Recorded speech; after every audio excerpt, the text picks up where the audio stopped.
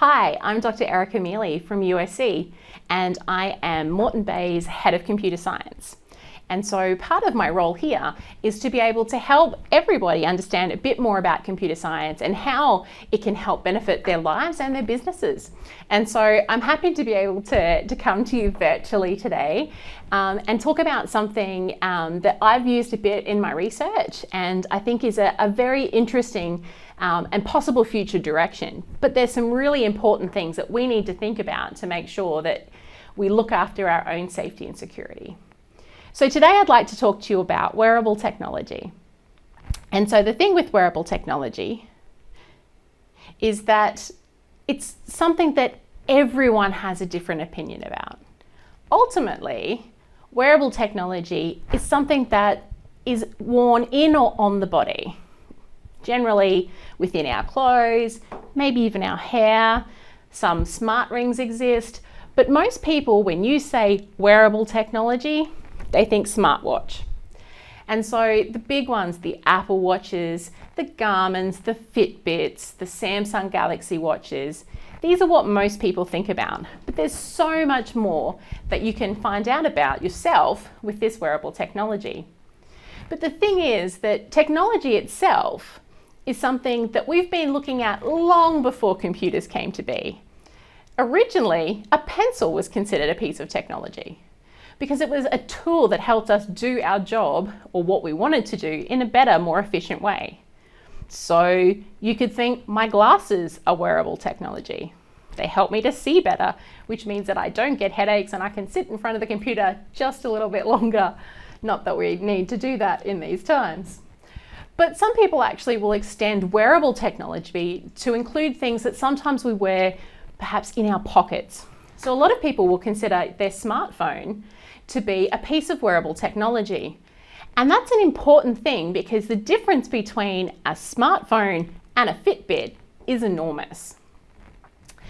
The great thing about Fitbits, and the thing that really made it absolutely take off, is the fact that it took a really complex piece of recording and information and turned it into something that was really easy for a user to understand.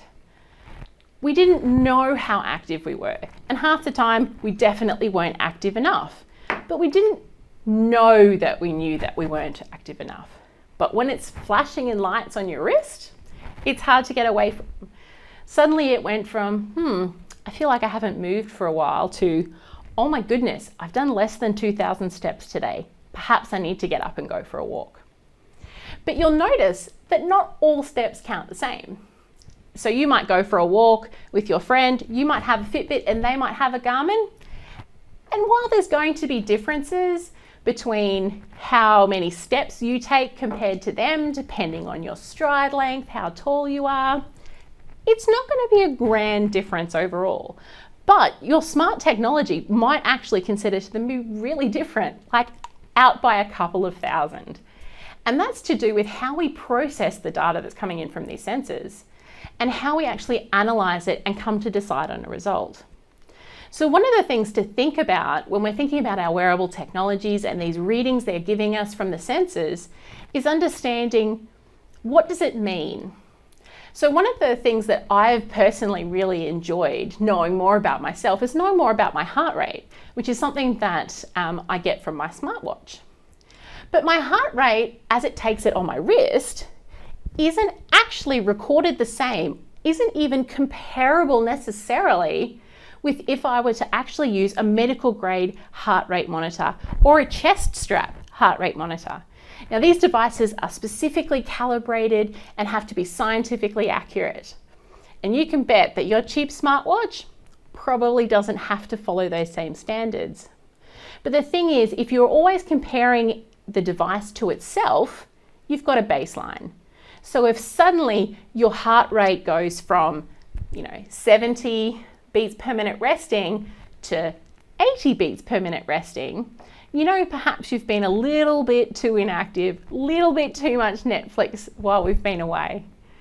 And so the idea is that it can give us measures about what we need to look at and what we can think about.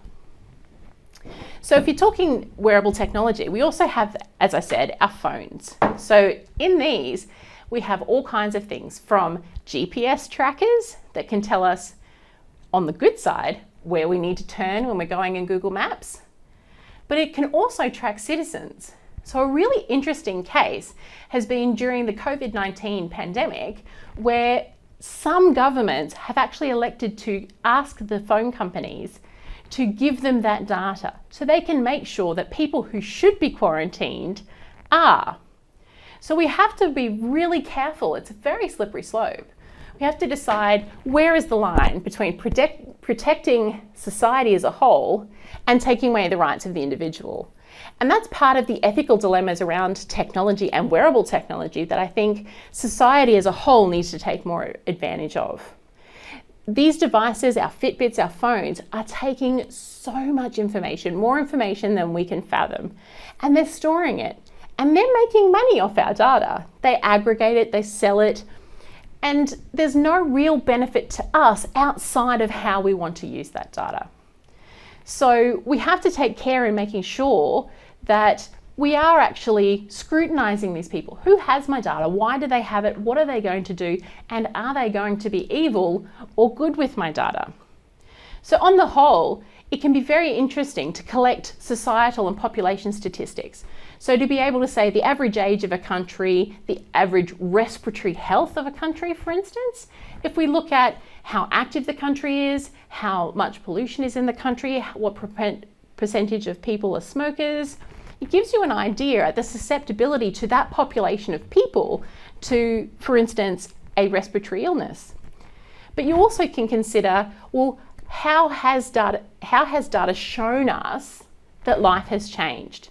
Are people actually being more active now because they've been put into isolation? And there are some data to show that people have actually increased their activity levels. The awareness of being in one small space has shown them that they need to get out and do more. They plan it into their day for what they want to do. But we're talking a lot about wearable technology and smart trackers, and that's the main information, right? That's what most people think of when they think of wearable technology. But the latest and greatest things are some really exciting ones. Even from 2016, there was compression fabric, so for workouts, for instance, that could tell what muscles were activated and when you were activating. And they could actually give you a load or a figure that told you how well you were activating. And these have incredible applications you can consider in rehabilitation. So if there's someone who needs to be able to reuse a muscle that they haven't used, perhaps they had a cast and couldn't use it or were immobile, now people, and particularly the researchers and medical professionals, can drill down to you're activating the correct muscle. Actually, your posture's off because this sensor says you're not doing it. And this used to be restricted to the realm of professional sports players. So for those that like their footy in Australia, there's a lot of us. If you know, in AFL, you may have noticed on the back of their shoulders, there's normally this big hard part. And if you look closely, you'll see it in our netballers as well. And so this is actually a high-tech sensor pack that each player wears that means that they can actually determine the activity load of that player and tailor their post-match and their training to be able to hit that key load, to be able to repair the muscles and rehabilitate after the lesson or after the activity, to make sure that they're actually getting their optimum performance out of their people. But we can go even further than that. By augmenting our wearable technology, we can actually look at, well, what is the technique? When you get tired, you drop your wrist, which is why you miss the baskets in the third quarter. These kinds of things are some of the stuff that we'll actually be looking at through our computer science research program here at USC with our partners. But being able to look at, well, how does the wearable technology improve your life? So the latest round of technology trade shows that were in January 2020 are a really great instance. So if you go on to CES, which is the Consumer Electronics Show, you can search on wearable technology and you'll see some absolutely fascinating ideas, from glasses that actually have speakers built into the frames to portable diabetes tracking systems, to shoes that have sensors built into them, and lab on skin, which is a health monitoring embeddable chip. So this time we're not talking wearable technology, we're talking implantable technology. So putting it underneath our skin. So these days we can assume that people have devices on a lot of the time. If you see a certain type of watch, you know it's an Apple Watch or you know it's a Samsung watch. And as part of that, you know how to act around those particular people because you know what's capable.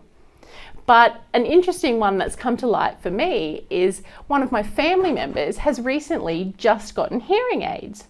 And so when they go for their walk, they don't have to wear earpods or earbuds anymore. And it's Bluetooth connected to their hearing aid. So the podcast from their phone in their pocket that we can't see is beaming straight into their head. So they can look quite peculiar when they're walking down the street having a good laugh and everyone thinks that they're not actually listening to anything because we can't see it. But implantable technology isn't new for us. We've had pacemakers for a long time. And we can have now diabetes pumps that automatically regulate people's blood sugar. We've got all kinds of technologies that we've used to be able to improve quality of life for people. But we have to take really great care when we're doing that. The first lot of network-enabled pacemakers were hackable. And that's terrifying. Somebody outside your body can choose when to start and stop your heart. And again, we come down to the ethics of it. Who can access and do we trust their ethics? Is the thing being designed fit for purpose? Are the proper security protocols in place? What happens if your heart rate data is observed by someone else?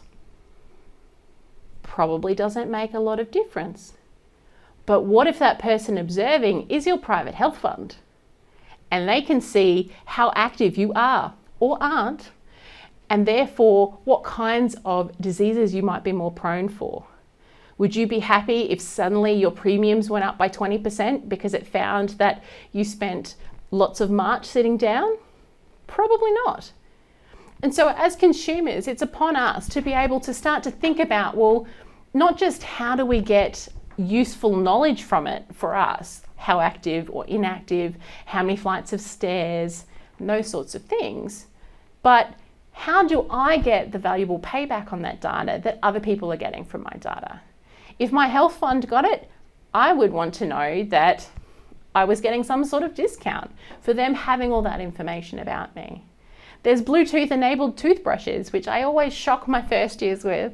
It's like, show of hands, how many people would like to have their dentist knowing how often and how well they are brushing their teeth?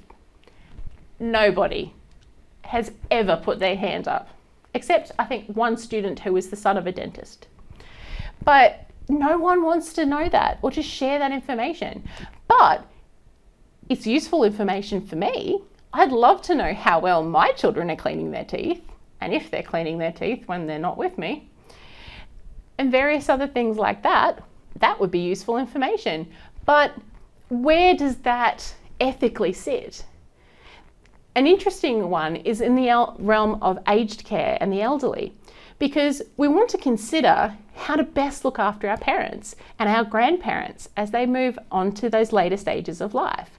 We transition from being cared for by our parents to caring for our parents and our older Australians. And so one of the things is there's a real dichotomy in the society of technologists around how do we set up these smart homes for these people. So they've got a lot of people who will put bed sensors or floor sensors so that when your feet hit the floor, it can tell. But these people grew up and lasted through different types of wars. They don't want to feel like they're being under surveillance 24/7. And they're pretty wiry and clever sorts too. So we've got all kinds of user stories where they will do everything in their power to make sure they don't trip that sensor, because they don't want you knowing that they're getting up 5 times a night to go to the bathroom. But from our perspective, we want to know how healthy they are and what they're doing. We want to know, oh, it looks like they've had a fall. Someone needs to be there immediately. So we're looking at different ways. So there's a group at QUT who look at a messaging kettle. And I love this analogy because the idea that you share a cup of tea with a loved one. And the generation that are reaching these aged care facilities now are quite often ones that enjoy a cup of tea in the morning or a cup of coffee. And so we can actually see, oh, they've turned the kettle on. But more than they've turned the kettle on, they can see when we've turned our kettle on as well. And we can write small messages or send a voice clip or something that actually adds the social back into it.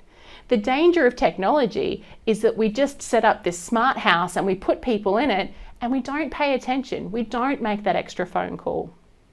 I love that my grandmother used to have a "I'm not yet dead yet" email. So she gets up in the morning, and because my parents are one of a number, they'd all basically assume that everyone else was looking after my grandma. But the truth was there was at least one time where everyone else thought someone else had checked in, and she was actually unwell. She had a flu or a cold. And so a couple of my aunts instituted a morning email. So she gets up and she writes an email, and it's a fantastic way to stay connected with people who are able to participate in a technology-enabled world. But it's a bit like a, "Hi guys, I woke up today, not dead yet," kind of technology. And it's almost a little bit absurd to be able to think about, our loved ones and our older Australians are literally being reduced to, oh, the email hasn't come. So what do we do about these technologies? How can we use our wearable technology? What are we going to use it for? How could it work in your business? Does foot traffic help you? Could you be able to use different ways of advertising or different ways of measuring your effectiveness in your business? I really look forward to being able to chat with you and answer some questions. So I really hope to see you online in the near future. You'll see a link provided for a time and date that we can have a bit more of a chat. So until then, look after yourselves, look after your loved ones, and count all those steps. Bye.